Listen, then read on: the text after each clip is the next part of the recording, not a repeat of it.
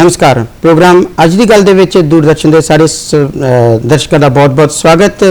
प्यारे दर्शकों, तुसीं जानते हो कि इस खास प्रोग्राम दे विच असीं आम लोगों नाल जुड़े हुए वक्-वक् मुद्दे जिहड़े ने वो लैने आ, वक्-वक् विषय जिहड़े लैने आ। केंद्र सरकार दे वल्लों वक्-वक् जिहड़े योजनावां उलीकियां गईयां ने आम लोगों नाल जुड़ियां होईयां और पिछले दिनी ही एक योजना जिहड़ी है होर इंट्रोड्यूस की गई है, लागू की गई है, वो है PM विश्वकर्मा योजना। साडे अज दे इस प्रोग्राम दे विच भी असीं इस योजना के बारे चर्चा करनी है। प्रधानमंत्री श्री नरेंद्र मोदी उन्हां दे वल्लों 17 सितंबर नूं जिहड़ी ये योजना जिहड़ी सी देश दे विच लागू की गई है। इस योजना दे कौन कौन लाभपात्री होणगे, की है ये योजना, की इस दे मंतव होणगे, इस सारियां गल्लां दे बारे ही आपां चर्चा करनी है। और चर्चा दे लई अज मेरे नाल स्टूडियो विच माहिर मेहमानों वजों पहुंचे हुए ने श्री सुशील कुमार जी, जिला प्रधान भारतीय जनता पार्टी जलंधर, और उन्हां दे नाल बैठे ने श्री लोकेश नारंग जी जिहड़े के बुलारे ने भारतीय जनता पार्टी पंजाब दे। सुशील कुमार जी और नारंग साहब, बहुत बहुत स्वागत है स्टूडियो विच। स्वागत, धन्यवाद। सो अज दे इस विषय के उत्ते चर्चा शुरू करन तो पहला आओ आपां देखदे हां प्रधानमंत्री श्री नरेंद्र मोदी उन्हां दे वल्लों इस योजना के संबंध दे विच जिहड़े विचार पेश किए गए सी उन्हां नूं सुणदे हां।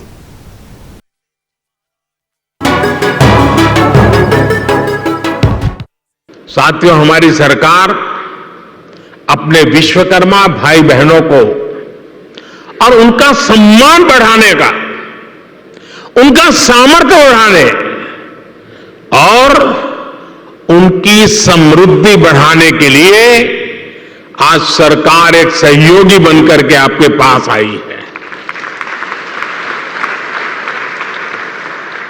अभी इस योजना में 18 अलग अलग तरह का काम करने वाले विश्वकर्मा साथियों पर फोकस किया गया है। और शायद ही कोई गांव ऐसा होगा कि जहां इस 18 प्रकार के काम करने वाले लोग न हो। PM विश्वकर्मा योजना पर सरकार अभी 13,000 करोड़ रुपए खर्च करने वाली है। आप सभी हाथ से, अपने हुनर से जो बारीक काम करते हैं, दुनिया में उसकी डिमांड बढ़ रही है। आजकल हम देखते हैं कि बड़ी बड़ी कंपनियां भी अपने प्रोडक्ट बनाने के लिए अपना काम दूसरी छोटी छोटी कंपनियों को देती है। ये पूरी दुनिया में एक बहुत बड़ा इंडस्ट्री है। आउटसोर्सिंग का काम भी हमारे इन्हीं विश्वकर्मा साथियों के पास आए, आप बड़ी सप्लाई चेन का हिस्सा बने। हम इसके लिए आपको तैयार करने की दिशा में आगे बढ़ रहे हैं। हम दुनिया की बड़ी बड़ी कंपनियां आपके दरवाजे पर आकर के खड़ी रहें, आपके दरवाजे पर दस्तक दें, वो क्षमता आपके अंदर लाना चाहते हैं।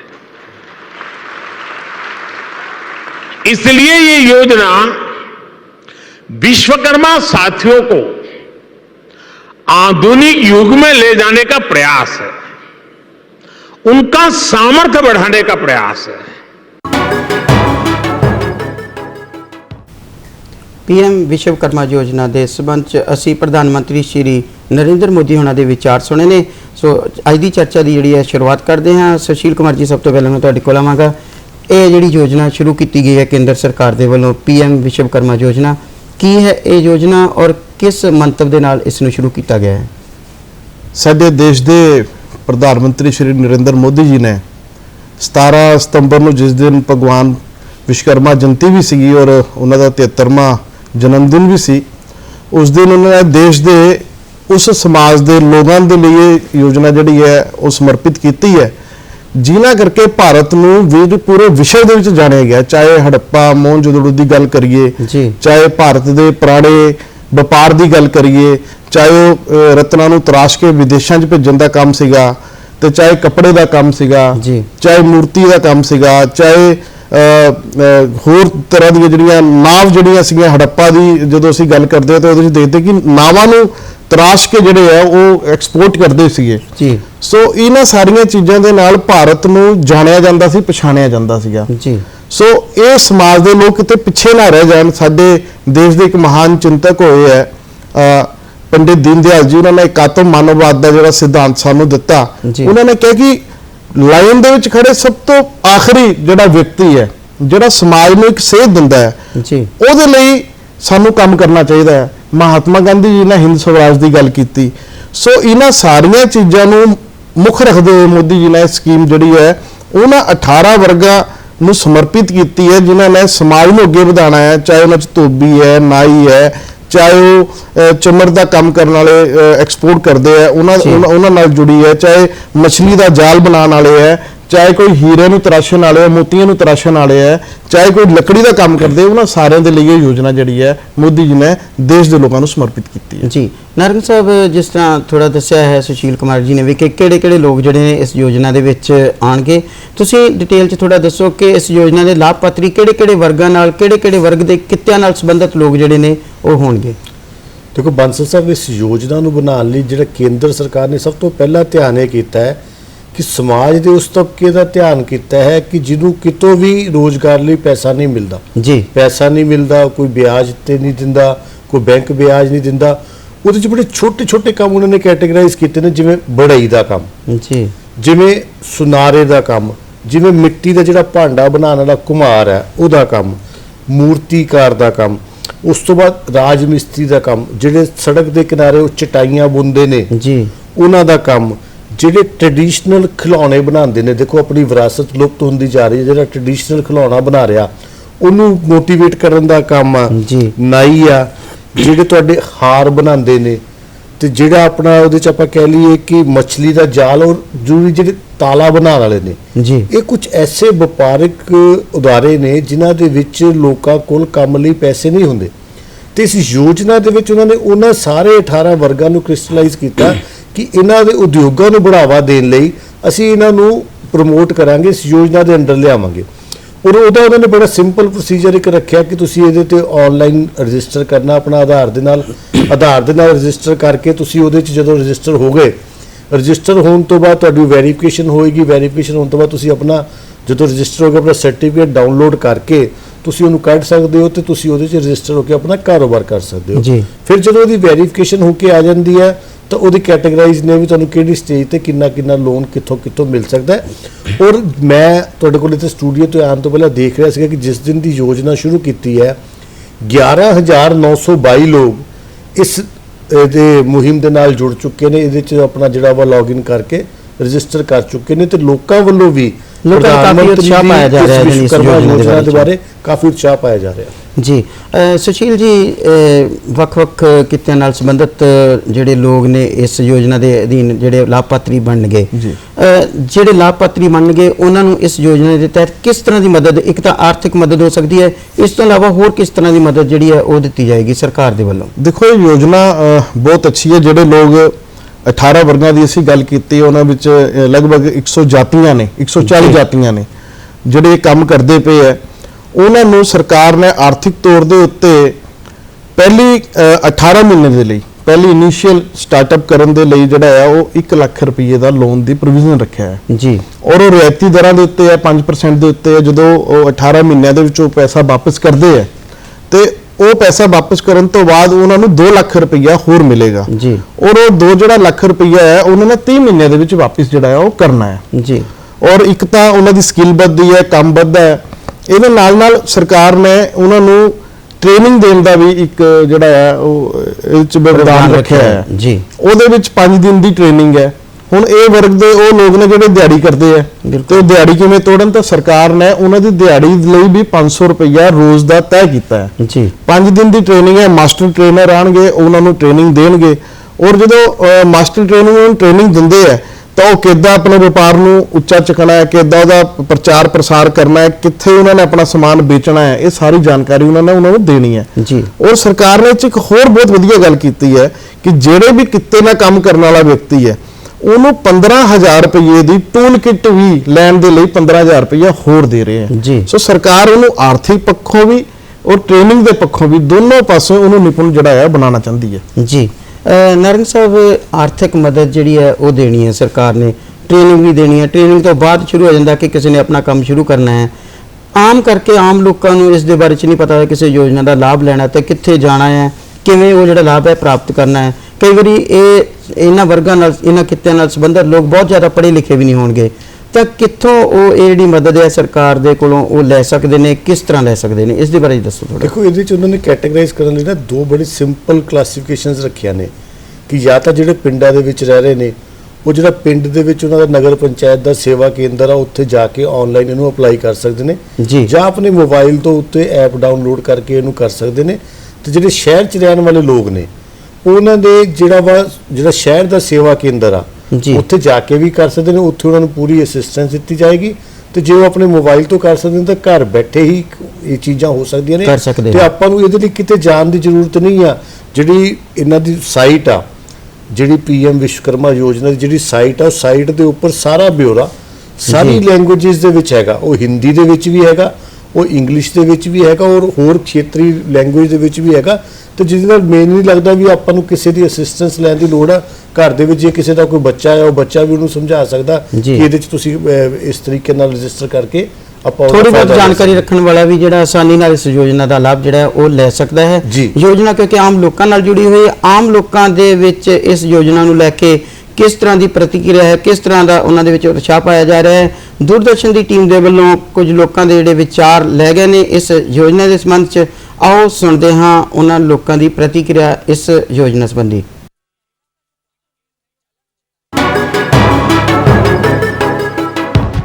प्रधानमंत्री महोदय ने जो ये योजना शुरू की है, उसमें आर्थिक स्थिति जो हम प्रजा समाज से आते हैं, तो प्रजा समाज थोड़ा सा शुरू से पिछड़ा हुआ है। तो उसके लिए मतलब ये उपराला जो चल रहा है ना, ये कुछ फ़ायदे देगा। कोई आर्थिक स्थिति मजबूत होगी, कुछ गरीबी थोड़ा सा ऊपर उठेगा। अगर जेन्युइन तरीके से अगर ये योजना लागू होती है या हमें उसका बेनिफिट मिलता है या लोन मिलता है, तो उसके लिए प्रधानमंत्री का बहुत बहुत धन्यवाद।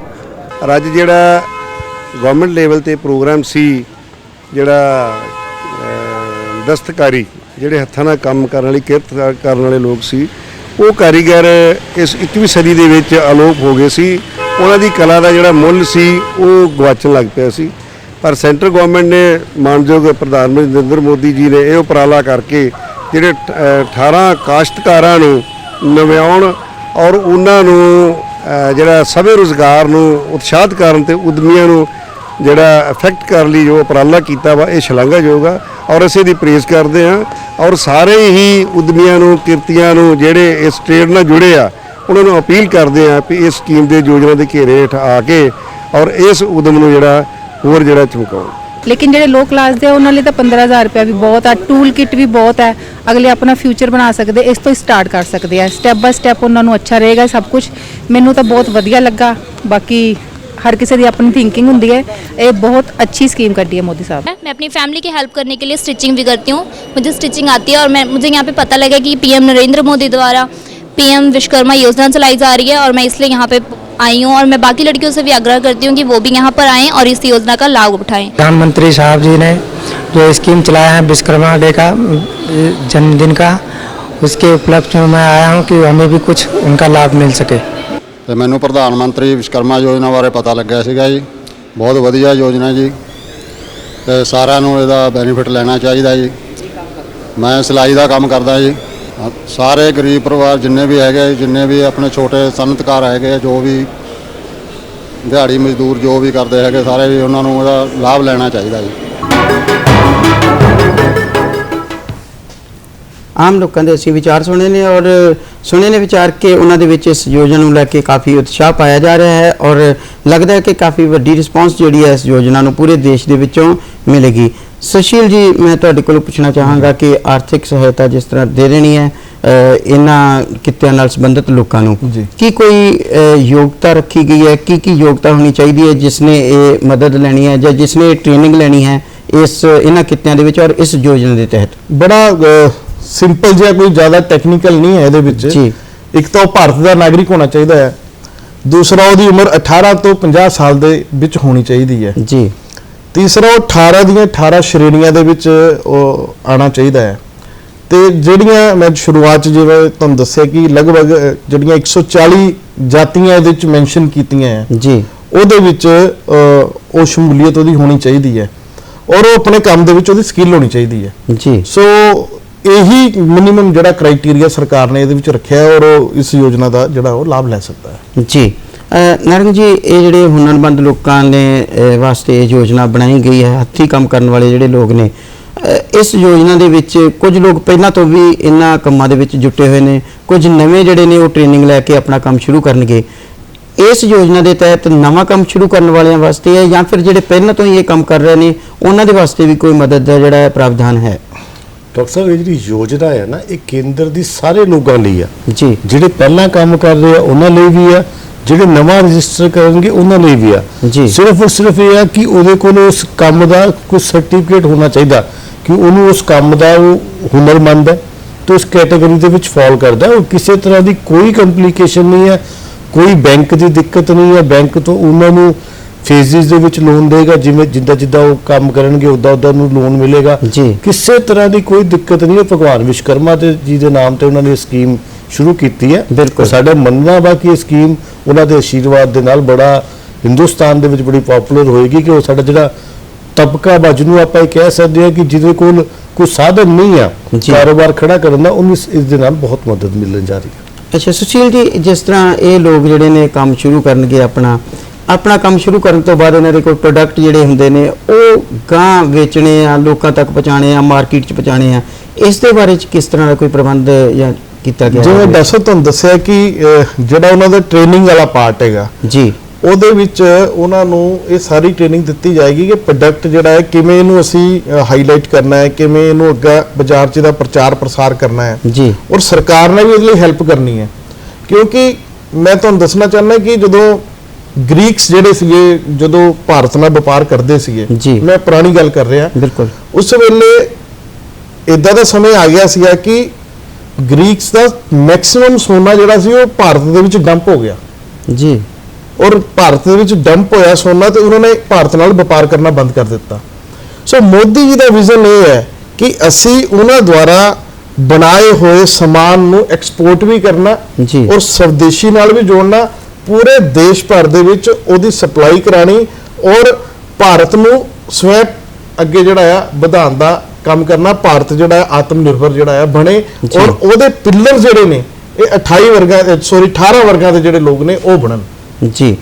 ਨਾਰੰਗ ਸਾਹਿਬ, ਕਈ ਵਾਰ ਹੁੰਦਾ ਹੈ ਕਿ ਕੋਈ ਸੂਬਾ ਸਰਕਾਰ ਦੀ ਹੋਵੇ ਜਾਂ ਫਿਰ ਕੇਂਦਰ ਸਰਕਾਰ ਦੀ ਕੋਈ ਯੋਜਨਾ ਹੋਵੇ, ਉਹਦੇ 'ਚ ਜਿਹੜਾ ਲਾਭ ਮਿਲਦਾ ਹੈ, ਕਈ ਵਾਰ ਉਹਦੇ ਵਿੱਚ ਵਿਚੋਲੀਏ ਆ ਜਾਂਦੇ ਨੇ ਕਿ ਵੀ ਅਸੀਂ ਤੁਹਾਡੀ ਮਦਦ ਕਰਦੇ ਹਾਂ, ਤੇ ਕਈ ਵਾਰ ਉਹ ਵੀ ਉਸ ਜਿਹੜਾ ਲਾਭਪਾਤਰੀ ਉਹਨੂੰ ਮਿਲਣ ਵਾਲੇ ਲਾਭ ਦੇ ਵਿੱਚੋਂ ਕੁਛ ਨਾ ਕੁਛ ਜਿਹੜਾ ਹੈ ਹਿੱਸਾ ਰੱਖ ਲੈਂਦੇ ਨੇ। ਇਸ ਯੋਜਨਾ ਦੇ ਵਿੱਚ ਪੂਰੇ ਦਾ ਪੂਰਾ ਲਾਭ ਜਿਹੜਾ ਹੈ ਉਹ ਲਾਭਪਾਤਰੀ ਨੂੰ ਮਿਲੇ, ਇਸ ਤਰ੍ਹਾਂ ਦਾ ਕੀ ਪ੍ਰਾਵਧਾਨ ਹੈ?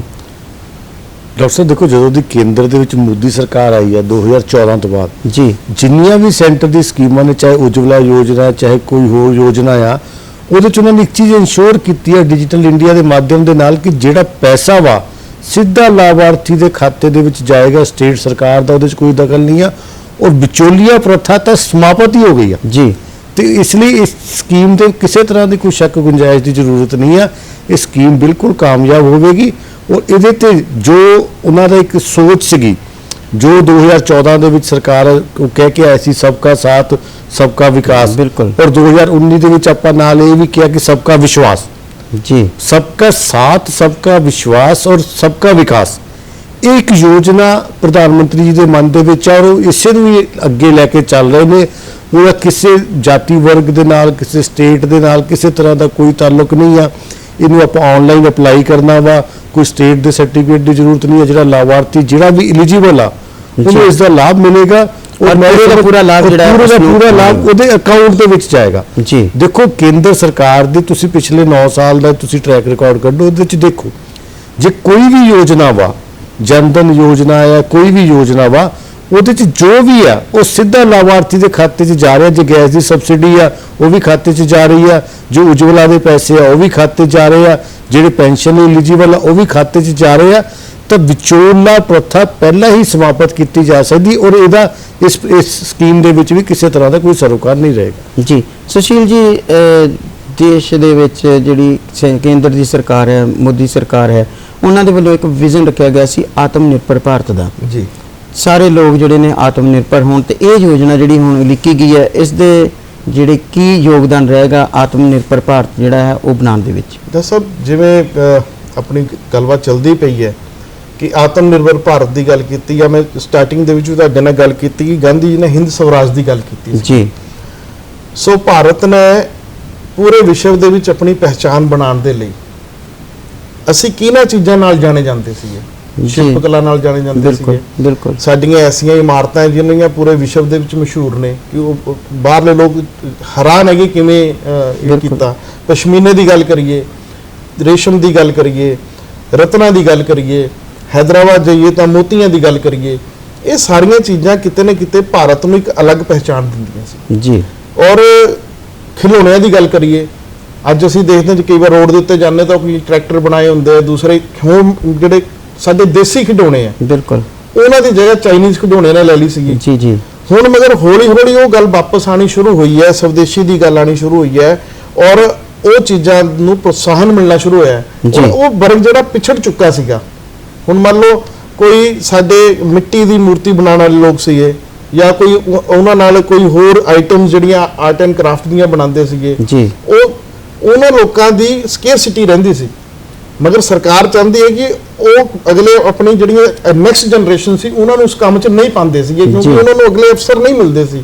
ਸੋ ਇਸ ਯੋਜਨਾ ਦੇ ਨਾਲ ਮੈਨੂੰ ਲੱਗਦਾ ਹੈ ਕਿ ਉਹਨਾਂ ਨੂੰ ਇੱਕ ਵਧੀਆ ਟਰੈਕ ਮਿਲਣ ਵਾਲਾ ਔਰ ਭਾਰਤ ਨੂੰ ਅੱਗੇ ਵਧਾਉਣ ਦੇ ਲਈ ਔਰ ਇਹ ਸਾਰੇ ਚੀਜ਼ਾਂ ਨੂੰ ਦੇਸ਼ ਨੂੰ ਅੱਗੇ ਵਧਾਉਣ ਦੇ ਲਈ, ਭਾਰਤ ਨੂੰ ਆਤਮ ਨਿਰਭਰ ਬਣਾਉਣ ਦੇ ਲਈ ਇਹ ਯੋਜਨਾ ਜਿਹੜੀ ਹੈ ਬਹੁਤ ਸਫਲਤਾ ਪੂਰਵਕ ਅੱਗੇ ਵਧੇਗੀ। ਜੀ ਨਾਰੰਗ ਸਾਹਿਬ, ਜਿਸ ਤਰ੍ਹਾਂ ਸੁਸ਼ੀਲ ਜੀ ਨੇ ਦੱਸਿਆ ਹੈ ਕਿ ਜਿਹੜੀਆਂ ਭਾਰਤ ਦੀਆਂ ਪਰੰਪਰਿਕ ਕਿੱਤਿਆਂ ਨਾਲ ਜੁੜੇ ਹੋਏ ਆ ਇਹ ਚੀਜ਼ਾਂ ਜਿਹੜੀਆਂ ਸੀ ਪਹਿਲਾਂ ਕਿਸੇ ਵੇਲੇ ਜਿਹੜੀਆਂ ਦੂਸਰੇ ਦੇਸ਼ਾਂ ਨੂੰ ਵੀ ਦਿੱਤੀਆਂ ਜਾਂਦੀਆਂ ਰਹੀਆਂ ਨੇ। ਪਿਛਲੇ ਕੁਝ ਸਮੇਂ ਤੋਂ ਦੂਸਰੇ ਦੇਸ਼ਾਂ ਦਾ ਜਿਹੜਾ ਪ੍ਰਭਾਵ ਸੀ ਜਾਂ ਉੱਥੋਂ ਦੀਆਂ ਬਣੀਆਂ ਚੀਜ਼ਾਂ ਜਾਂ ਮਸ਼ੀਨੀ ਯੁੱਗ ਦੀਆਂ ਜਿਹੜੀਆਂ ਚੀਜ਼ਾਂ ਸੀਗੀਆਂ ਉਹ ਇੱਧਰ ਆਉਣੀਆਂ ਸ਼ੁਰੂ ਹੋ ਗਈਆਂ। ਇਸ ਯੋਜਨਾ ਦੇ ਵਿੱਚ ਜਦੋਂ ਇਹਨਾਂ ਕਿੱਤਿਆਂ ਨੂੰ ਪ੍ਰਮੋਟ ਕੀਤਾ ਜਾ ਰਿਹਾ ਹੈ ਤਾਂ ਇਹ ਜਿਹੜੇ ਪ੍ਰੋਡਕਟ ਹੋਣਗੇ ਇਹਨਾਂ ਨੂੰ ਵਿਦੇਸ਼ ਭੇਜਣ ਦੇ ਵਾਸਤੇ ਜਾਂ ਫਿਰ ਦੁਬਾਰਾ ਐਕਸਪੋਰਟ ਕਰਨ ਦੇ ਵਾਸਤੇ ਆਪਣੇ ਭਾਰਤ ਦੀ ਪਰੰਪਰਿਕ ਜਿਹੜੀ ਇਹ ਕਿੱਤਾ ਮੁਖੀ ਜਿਹੜੇ ਪ੍ਰੋਡਕਟ ਨੇ ਇਹਨਾਂ ਨੂੰ ਹੋਰ ਪ੍ਰਫੁੱਲਤ ਕਰਨ ਦੇ ਵਾਸਤੇ ਇਸ ਯੋਜਨਾ ਦੇ ਵਿੱਚ ਕੋਈ ਪ੍ਰਾਵਧਾਨ?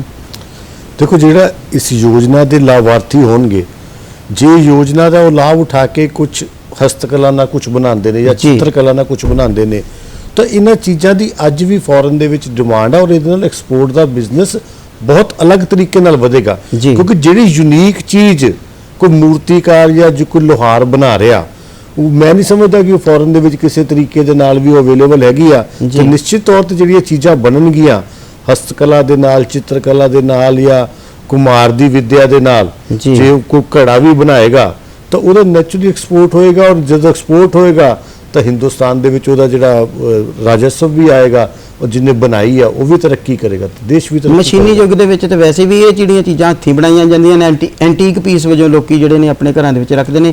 ਸੁਸ਼ੀਲ ਕੁਮਾਰ ਜੀ, ਜਾਂਦੇ ਜਾਂਦੇ ਮੈਂ ਇਹ ਪੁੱਛਣਾ ਚਾਹਾਂਗਾ ਕਿ ਤੁਸੀਂ ਇਸ ਯੋਜਨਾ ਦੇ ਜਿਹੜੇ ਲਾਭਪਾਤਰੀ ਹੋਣਗੇ ਉਹਨਾਂ ਨੂੰ ਕੀ ਸੰਦੇਸ਼ ਜਿਹੜਾ ਉਹ ਦੇਣਾ ਚਾਹੋਗੇ? ਦੇਖੋ, ਮੋਦੀ ਜੀ ਨੇ ਬਹੁਤ ਅੱਛਾ ਸੰਦੇਸ਼ ਦਿੱਤਾ ਹੈ ਜੀ। ਸਟੂਡੀਓ ਦੇ ਮਾਧਿਅਮ ਦੇ ਨਾਲ ਮੈਂ ਦੱਸਣਾ ਚਾਹੁੰਦਾ ਹਾਂ ਕਿ ਜਿਸ ਦਿਨ ਇਹ ਯੋਜਨਾ ਲਾਂਚ ਹੋਈ ਤਾਂ ਮੋਦੀ ਜੀ ਪ੍ਰਦਰਸ਼ਨੀ ਦੇ ਵਿੱਚ ਵੀ ਗਏ ਸੀਗੇ ਜੀ। ਉਹਨਾਂ ਨੇ ਉਹ ਸਾਰੀਆਂ ਚੀਜ਼ਾਂ ਦਿਖਾਈਆਂ, ਸਾਰੀਆਂ ਪ੍ਰਦਰਸ਼ਨੀਆਂ ਜਾ ਕੇ ਦਿਖਾਇਆ ਕਿ ਆਪਣੀ ਹੋਂਦ ਕੀ ਹੈ ਔਰ ਇਹਨੂੰ ਆਪਾਂ ਕਿਵੇਂ ਅੱਗੇ ਵਧਾ ਸਕਦੇ ਹਾਂ ਜੀ ਔਰ ਤੁਹਾਡੇ ਮਾਧਿਅਮ ਦੇ ਨਾਲ ਦੇਸ਼ ਦਾ ਗੌਰਵ ਕਿਵੇਂ ਅੱਗੇ ਵਧੇ। ਸੋ ਉਹਨਾਂ ਨੇ ਪ੍ਰੇਰਣਾ ਦਿੱਤੀ ਇਸ ਚੀਜ਼ ਦੇ ਨਾਲ ਔਰ ਉਹਨਾਂ ਨੂੰ ਸਹਾਇਤਾ ਦੇ ਕੇ, ਲੋਨ ਦੇ ਕੇ ਅੱਗੇ ਵਧਾਉਣਾ ਚਾਹੁੰਦੇ ਆ। ਸੋ ਉਹਨਾਂ ਦਾ ਵੀ ਲਾਭ ਹੋਏਗਾ, ਦੇਸ਼ ਦਾ ਵੀ ਲਾਭ ਹੋਏਗਾ। ਬਿਲਕੁਲ ਜੀ। ਪਰੰਪਰਿਕ ਕਿੱਤਿਆਂ ਨੂੰ ਹੋਰ ਉਤਸ਼ਾਹਿਤ ਕਰਨ ਦੇ ਵਾਸਤੇ ਕੇਂਦਰ ਸਰਕਾਰ ਦੇ ਵੱਲੋਂ ਜਿਹੜੀ ਇਹ ਯੋਜਨਾ ਉਲੀਕੀ ਗਈ ਹੈ, ਉਮੀਦ ਹੈ ਕਿ ਦੇਸ਼ ਦੇ ਲੋਕ ਇਸ ਦਾ ਵੱਧ ਤੋਂ ਵੱਧ ਲਾਭ ਉਠਾਉਣਗੇ ਔਰ ਦੇਸ਼ ਦੀ ਜਿਹੜੀ ਪੁਰਾਣੀ ਇੱਕ ਪਹਿਚਾਣ ਹੈ ਉਹ ਦੁਬਾਰਾ ਸੰਸਾਰ ਦੇ ਵਿੱਚ ਉੱਭਰ ਕੇ ਸਾਹਮਣੇ ਆਏਗੀ। ਅੱਜ ਦੀ ਚਰਚਾ ਨੂੰ ਅਸੀਂ ਇੱਥੇ ਵਿਰਾਮ ਦਿੰਦੇ ਹਾਂ। ਸੁਸ਼ੀਲ ਕੁਮਾਰ ਜੀ ਔਰ ਨਾਰੰਗ ਸਾਹਿਬ, ਤੁਹਾਡਾ ਬਹੁਤ ਬਹੁਤ ਸ਼ੁਕਰੀਆ ਤੁਸੀਂ ਸਟੂਡੀਓ ਵਿੱਚ ਆਏ ਔਰ ਪਿਆਰੇ ਦਰਸ਼ਕੋ ਤੁਹਾਡਾ ਵੀ ਬਹੁਤ ਬਹੁਤ ਧੰਨਵਾਦ ਕਿ ਤੁਸੀਂ ਸਾਡੇ ਇਸ ਪ੍ਰੋਗਰਾਮ ਨਾਲ ਜੁੜੇ। ਸ਼ੁਕਰੀਆ।